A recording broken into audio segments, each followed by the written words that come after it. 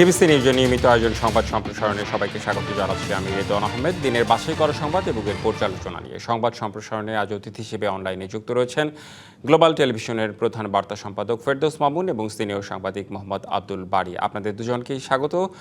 দিনের বাছাইকৃত সংবাদ নিয়ে আমরা আলোচনা করে থাকি। আজকে একটু খেলা নিয়ে শুরু করতে চাই, খেলা দিয়ে শুরু করতে চাই। সেটি হচ্ছে হাই ভোল্টেজ সেমিতে রাতে আর্জেন্টিনা ইংল্যান্ডের ধ্রুপদী লড়াই। বিষয়টা এমন হয়ে দাঁড়িয়েছে মনে হচ্ছে আজকে ফাইনাল হবে, কারণ আর্জেন্টাইন সমর্থক বাংলাদেশে অনেক বেশি, এটা তো বলাই যায়। ফেরদৌস মামুন, শুরুতে আপনার কাছে একটু আসতে চাই, আপনার প্রেডিকশন কি বলে? ধন্যবাদ আপনাকে। আমার প্রেডিকশনটা একটু পরে বলি। প্রথমে বলে নেই যে বিশ্বকাপ ফুটবল মানে বাংলাদেশ দুই ভাগে ভাগ হয়ে যাবে, এক ভাগ আর্জেন্টিনা, এক ভাগ ব্রাজিল। এটা আমরা দেখে আসছি বছরের পর যুগের পর, কিন্তু দুর্ভাগ্যবশত এবার ব্রাজিল অলরেডি এই বিশ্বকাপ থেকে বিদায় নিচ্ছে। টিকে আছে এখন আর্জেন্টিনা। তা আমার প্রেডিকশন না, ঠিক বলবো না, কারণ আমি এত বড় ফুটবল বোদ্ধা না।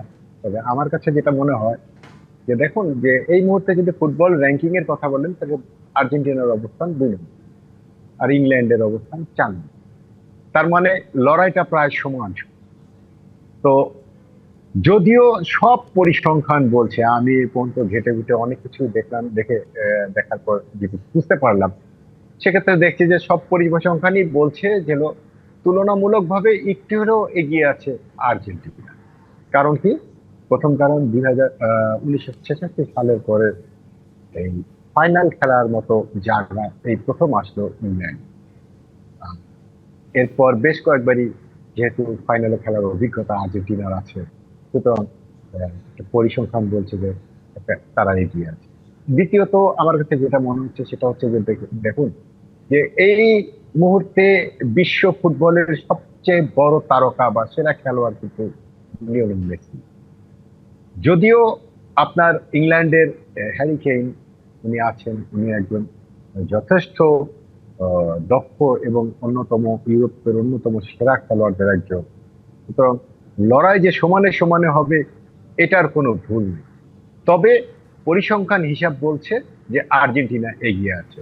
এখন এখানে একটা ব্যাপার আছে, ফুটবল খেলা বলেন, ক্রিকেট খেলা বলেন, এই ধরনের খেলাগুলোতে এক একটা দিন এক একটা দলের হয়ে থাকে। যেমন আমরা গত সেমিফাইনালটা দেখলাম, যেটা স্পেন আর ফ্রান্সের মধ্যে হয়েছিল, তাতে কিন্তু মোটামুটি একটা বড় অংশই এক্সপেক্ট করেছিল বা বিভিন্ন পরিসংখ্যানও বলছিল যে স্পেনের চেয়ে ফ্রান্স বেশি এগিয়ে আছে।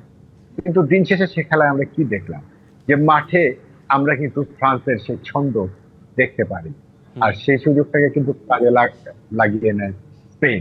আজকে তারা ফাইনালে চলে গেছে। সেরকম মাঠে যে কোনো দিন যে কোনো সময় যে কোনো অঘটন ঘটতে পারে। যদিও দিনটা আমি মনে করি আর্জেন্টিনা, তারপরে আপনি যে কোনো অঘটনকে কিন্তু আপনি কোনোভাবেই অবজ্ঞা করতে বা পাশ কাটাতে পারবেন। বেশ ভালো পর্যবেক্ষণ। ফেরদৌস মামুন, আপনার কাছে একটু জানতে চাই যে আমি যদি বলি যে এবারে আসলে আপনার কোন দল সমর্থন করছেন আপনি, যদি ব্রাজিল হয় সেটা তো ভিন্ন বিষয়, কিংবা আর্জেন্টিনা যদি সমর্থন করেন সেটা তো আজকে রাতেই বোঝা যাবে। বেশ উত্তেজনা নিয়ে নিশ্চয়ই খেলা দেখবেন। এছাড়াও অন্যান্য দল তো রয়েছে। দেখুন, আসলে আমি যখন ইন্টারমিডিয়েট পরীক্ষা দিই 1986 সালে, তখন বিশ্বকাপ ফুটবল খেলেছিল এই আর্জেন্টিনা। তখন বিশ্বব্যাপী ম্যারাডোনা একটা তুমুল আলোড়ন সৃষ্টি করেছে। তো তার আগ পর্যন্ত আমার খেলার প্রতি বা খেলা দেখার প্রতি আগ্রহটা একটু তুলনামূলক কম ছিল।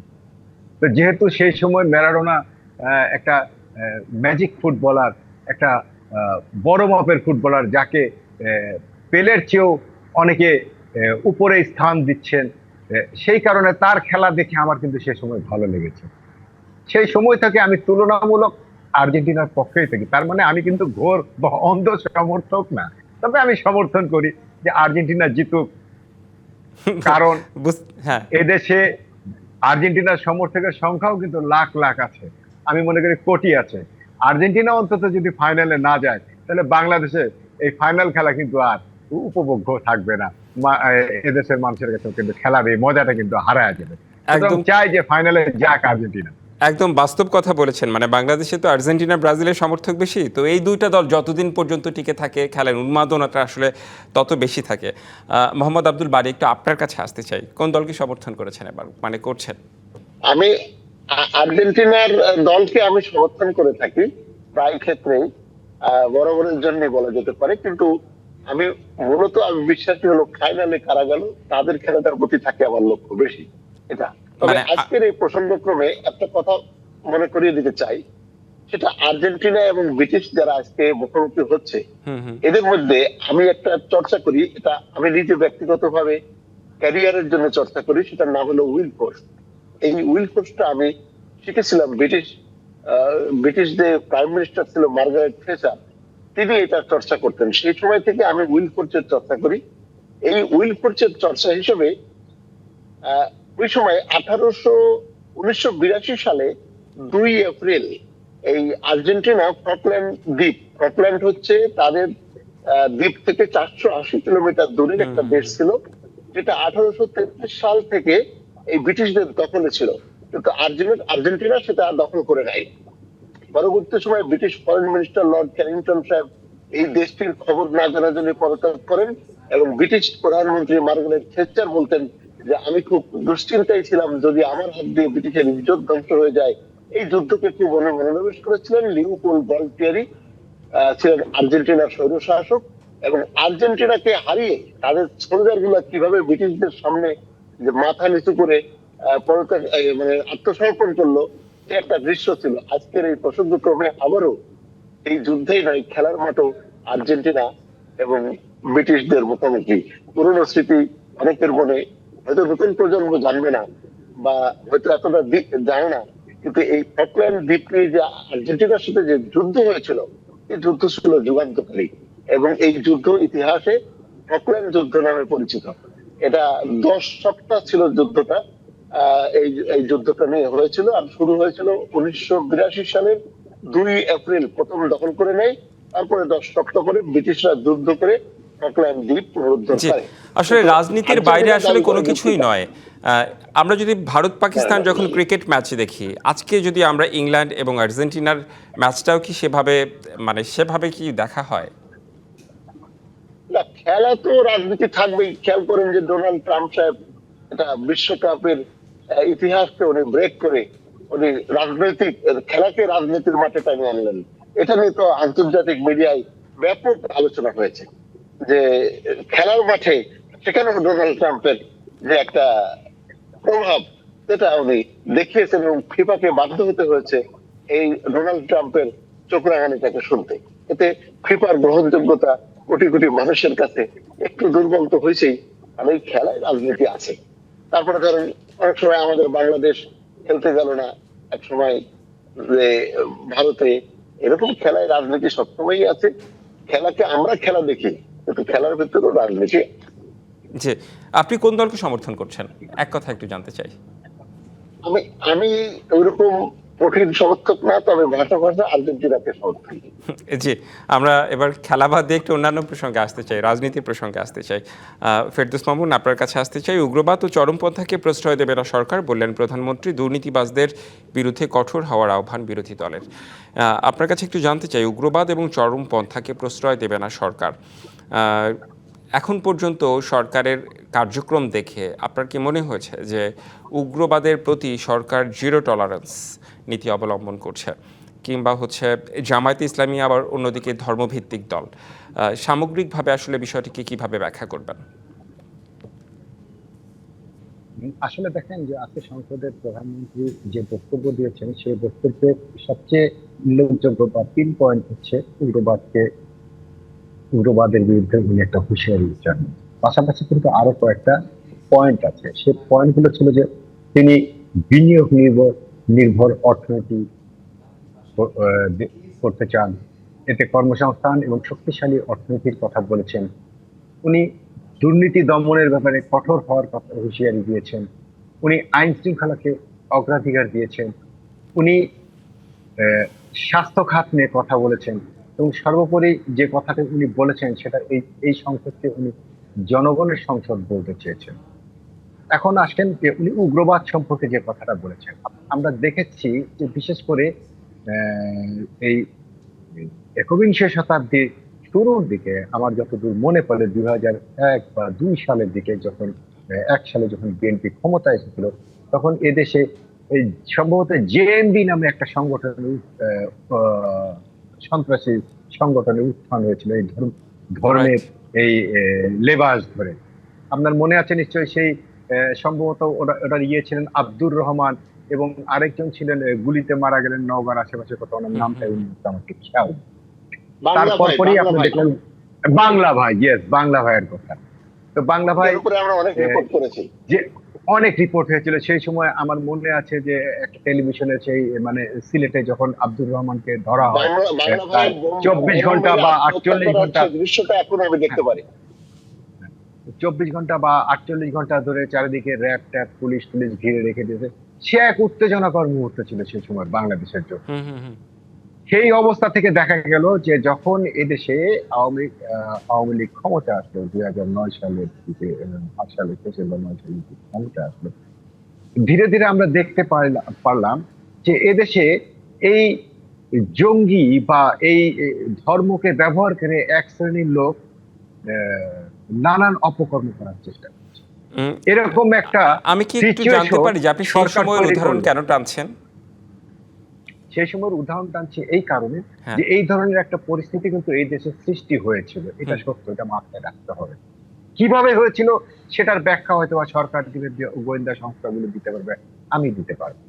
কিন্তু কথা হচ্ছে যে সেই সুযোগটাকে কিন্তু আমার কাছে মনে হচ্ছে পরবর্তী আওয়ামী লীগ সরকার এটাকে একটা আহ, ক্ষমতায় টিকে থাকার অস্ত্র হিসেবে ব্যবহার করেছে। এই কারণে আমার এই কথাটা বলা।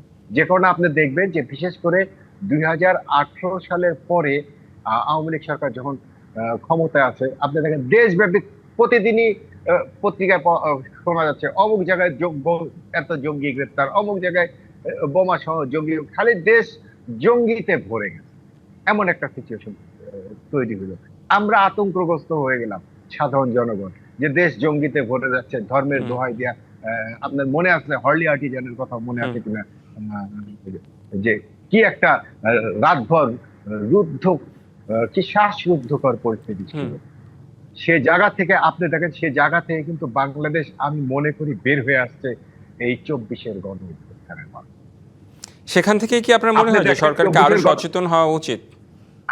আমি সে জায়গাটাই বলছি যে দেখুন যে 24-এর গণ অভ্যুত্থানের পর থেকে এদেশে কিন্তু আমরা সেই মৌলবাদ বা এই যে উগ্রবাদ এগুলোকে কিন্তু আমরা ওভাবে আর দেখিনি।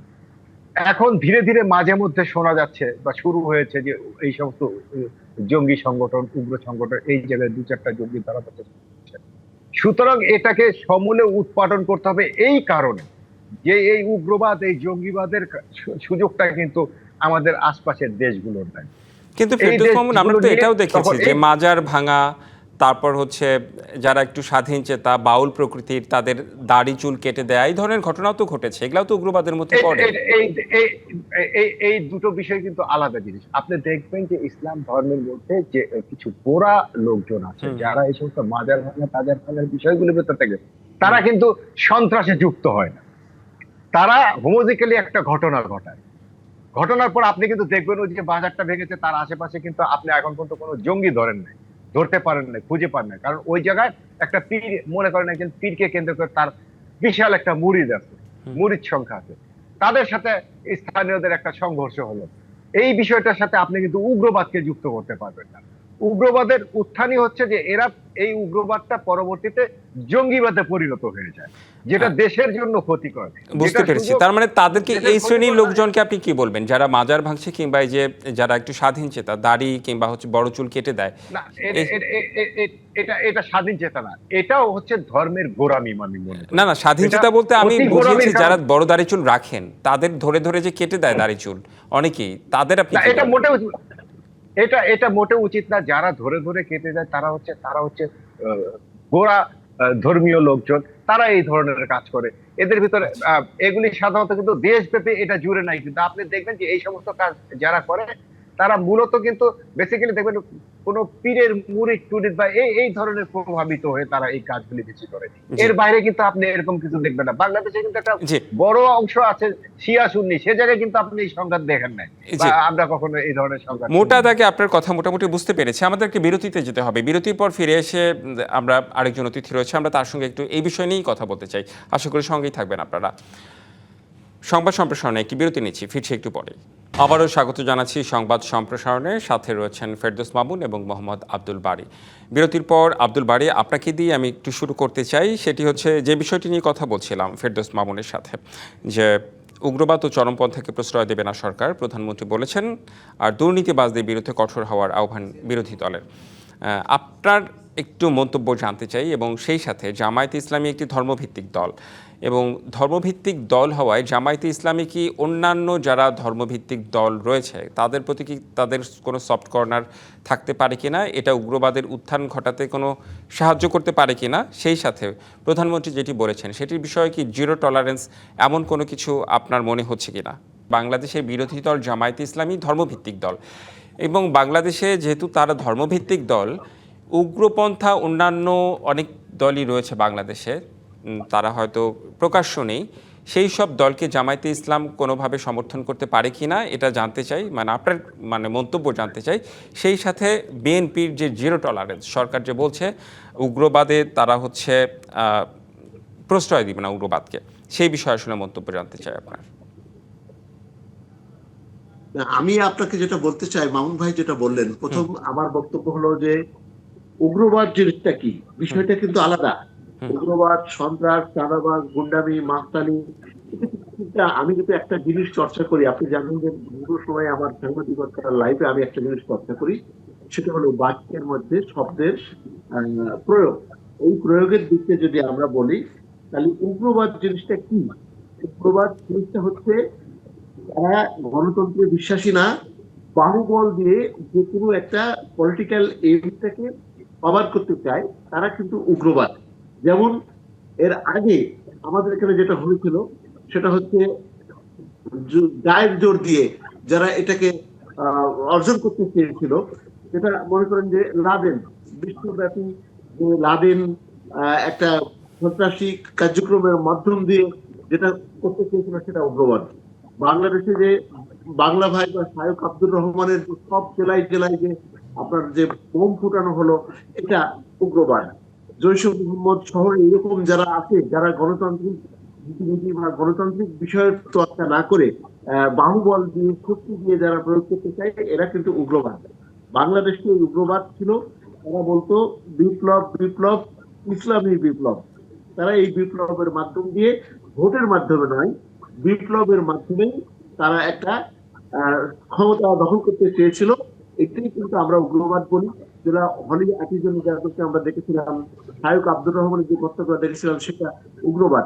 কিন্তু চট্টগ্রামে যে চাঁদাবাজরা একটা ইন্টারনেট দোকান ভেঙে দিয়ে বলছে যে 2 কোটি টাকা দিবি আর মাসে 20 লাখ 10 লাখ করে টাকা দিতে হবে, এটা কিন্তু চাঁদাবাজি। উগ্রবাদ হচ্ছে সবসময়, উগ্রবাদের পিছনে একটা পলিটিক্যাল অ্যাচিভমেন্ট থাকে, এইমস থাকে, তারা একটা লক্ষ্য থাকে, তারা একটা কায়েম করতে চায়, রাষ্ট্রীয় ক্ষমতা দখল করতে চায় উগ্রপন্থার মাধ্যমে, সেটাই কিন্তু উগ্রবাদ। জি, আপনি সংজ্ঞাটা বেশ ভালোভাবে দিয়েছেন, আশা করি সবাই বুঝতে পেরেছে। তাহলে প্রধানমন্ত্রীর বক্তব্যকে আপনি আসলে কিভাবে মূল্যায়ন করবেন? প্রধানমন্ত্রী যে বক্তব্য দিয়েছে এটা রাজনৈতিক বক্তব্য। উগ্রবাদকে টলারেন্স করা হবে না। বাংলাদেশের বেশিরভাগ করি কেন, বাংলাদেশের বেশিরভাগ লোক এই উগ্রবাদকে সমর্থন করেনি বলেই শায়ক আব্দুর রহমানের সেই উদ্যোগ, লাদেনের যে উদ্যোগটা ছিল বাংলাদেশে আল কায়দাকে নেটওয়ার্ক বিস্তৃত করা, তারপরে এইরকম বাংলা ভাই, আল কায়দা, জৈশে মোহাম্মদ শুরু করে যত রকমের, হরকাতুল ইসলাম, নানান ধরনের যেসব দলগুলো আসছে, কোন দলের প্রতি বাংলাদেশের জনগণেরই গ্রহণযোগ্যতা নেই। বাংলাদেশ এটাকে, বাংলাদেশের মেজরিটি পর্যন্ত পিপল ডট লাইক এই যে উগ্রপন্থা। আপনি দেখেন যে এখানে আমার মনে হয় না যে 2% লোকও এই উগ্রবাদকে সমর্থন করে, এরকম নাই। যদি সমর্থন করতো তাদের আমরা দেখতাম যে এই 5ই আগস্ট থেকে উত্তরণ হয়ে আমরা আজকে যে একটা ফ্রেশ গভর্নমেন্ট আসছি, একটা পলিটিক্যাল গভর্নমেন্ট, নির্বাচিত একটা স্থিতিশীল গভর্নমেন্টে আসছি, যদি উগ্রবাদকে বাংলাদেশের মানুষ সমর্থন করতো, 5ই আগস্টের পরে যে অস্ত্রগুলো লুট হয়েছিল সেই লুট দিয়ে বাংলাদেশে ওই যে আফগানিস্তান বা অন্যান্য ব্যর্থ রাষ্ট্রগুলোতে যেরকম হয়, আইএস হয়, এরকম হয়ে যেতে পারতো। কাজেই টোটাল জনগণ উগ্রবাদকে পছন্দ করে না। প্রধানমন্ত্রী যেটা বলেছেন সেটা জনগণের সাথে একমত হয়েই বলেছেন, বাংলাদেশের জনগণ উগ্রবাদ পছন্দ করে না এবং উগ্রবাদের স্থান বাংলাদেশে জি। নেই। তবে গুন্ডামি, মস্তানি, সন্ত্রাসী, চাঁদাবাজি এইগুলোর ব্যাপারে যদি উনি বলতেন যে এই যে সন্ত্রাসী কর্মকাণ্ডকে বরদাস্ত করা হবে না, দ্যাট ওয়াজ দ্য অ্যাকচুয়াল টক। কিন্তু না, উগ্রবাদ সরকার কথাটা সরকার সেসব বিষয় সরকার সেসব বিষয় নিয়ে যে কথা বলে না তা না, সরকার কিন্তু সেসব বিষয় নিয়েও কথা বলে। আজকে হয়তো সেই প্রসঙ্গটি জোর দিয়ে আসেনি। আবার অন্যদিকে বিরোধী দলীয় নেতা কিন্তু বলেছেন যে দুর্নীতিবাজদের বিরুদ্ধে কঠোর হওয়ার আহ্বান বিরোধী দলের। এখন এই যে দুর্নীতি বাংলাদেশ থেকে দূর করতে হয়, আমি যদি বলি যে আমলাতন্ত্রের কথা, সরকারের বিভিন্ন সংস্থা, সেসবের মধ্যে তো দুর্নীতি আছে। আপনি যে দুর্নীতি তাড়াবেন, মানে সর্ষের মধ্যেই ভূত থাকলে আসলে দুর্নীতিটা কিভাবে নির্মূল করা সম্ভব? আপনাকে দুর্নীতির প্রসঙ্গ যখন বললেন, আমি দুর্নীতির কথাটা বলি। আপনি জানেন আমি ভুক্তভোগী এলিভেটেড এক্সপ্রেসওয়ে। এই এলিভেটেড এক্সপ্রেসওয়ে দিয়ে প্রতিদিন গাড়ি যাচ্ছে কত? এই গাড়ি যাওয়ার পরিমাণ যখন 80,000-এর উপরে হবে, তখন এই রেভিনিউটা বাংলাদেশ সরকার পাবে। কিন্তু এটা চাইনিজরা নিয়ন্ত্রণ করতেছে। তারা দেখাচ্ছে যে আমাদের 60,000 গাড়ি যাচ্ছে, অর্থাৎ 20,000 গাড়ি কম রয়েছে, এবং রেভিনিউ ইনক্রিজের মাধ্যম দিয়ে তারা কালেকশন করতেছে। এই কালেকশনটা তারা কিন্তু, বাংলাদেশে একজন প্রজেক্ট ডাইরেক্টর আছে এটার জন্য, এই যে এই এলিভেটেড এক্সপ্রেসওয়ে, তিনি চিফ ইঞ্জিনিয়ার হয়েছেন। চিফ ইঞ্জিনিয়ার হওয়ার পরেও কিন্তু পিজির পদটা উনি ছাড়েননি। তাহলে বাংলাদেশে যদি আমার আপনার যৌথ ব্যবস্থা থাকে, তাহলে চাইনিজদের একটা মেশিন থাকবে, আমারও একটা মেশিন থাকবে। আমার বাংলাদেশ সরকারি একটি মেশিনকে ওখানে লাগানো হয়েছে যে গাড়ি কতটা যাচ্ছে, চাইনিজ মেশিন যা তারা রিডিং দিচ্ছে, আমরা সেটাকে অ্যাকসেপ্ট করতেছি। তার মানে কি, ওই তিনি সাহেব যে দায়িত্ব ছিল সেটা কিন্তু উনি করতেছেন না। এটি হলো জি। এইটি হলো জি, যার যেটা করার আপনার কথা ছিল, বুঝতে পেরেছি। উনি আমাদের সেটা সঙ্গে যেহেতু করতেছেন। আরেকজন অতিথি রয়েছেন, আমরা একটু তার কাছ থেকেও জানতে চাই যে দুর্নীতিবাজদের বিরুদ্ধে কঠোর হওয়ার আহ্বান বিরোধী দলের। একটু 1 মিনিটে আপনার মন্তব্য জানাবেন যে হচ্ছে কি করা উচিত, কি করলে বাংলাদেশে দুর্নীতি কমবে? এটা যথার্থ আহ্বান জানিয়েছেন বিরোধী দলের নেতা। কারণ বাংলাদেশ একটা পর্যায়ে যে দুর্নীতির নিমজ্জিত হয়ে গেছে, সেই জায়গা থেকে আসলে আমাদের উঠে দাঁড়ানো দরকার। আসলে এর জন্য আমি মনে করি যে, আপনি জানেন যে বিগত সরকারের সময় টপ টু বটম একটা চতুর্থ শ্রেণীর কর্মচারী পর্যন্ত দুর্নীতিগ্রস্ত হয়ে গেছে। এখন সে জায়গা থেকে আমাদের বর্তমান প্রধানমন্ত্রী বা বর্তমান সরকার কিভাবে এই দুর্নীতিকে মোকাবেলা করবে, এটা এখন দেখার বিষয়।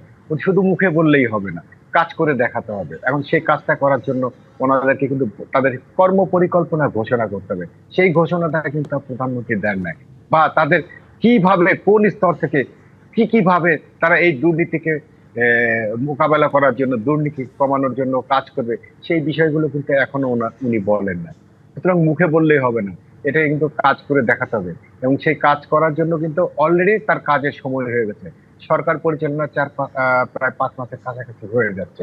সুতরাং আমি মনে করি যে এখনই সময় ওনাদের যে কিভাবে দুর্নীতি মুক্ত বাংলাদেশ গড়বে, তার একটা রোড ম্যাপ ওনাকে দেওয়া। জি, সেটা একটা রূপরেখার কথা বলছেন আপনি। মানে আপনাদের দুজনের কথা থেকে বেশ গুরুত্বপূর্ণ তথ্য উঠে এসেছে। আপনাদের দুজনকেই ধন্যবাদ, ফেরদৌস মামুন এবং আব্দুল বারী।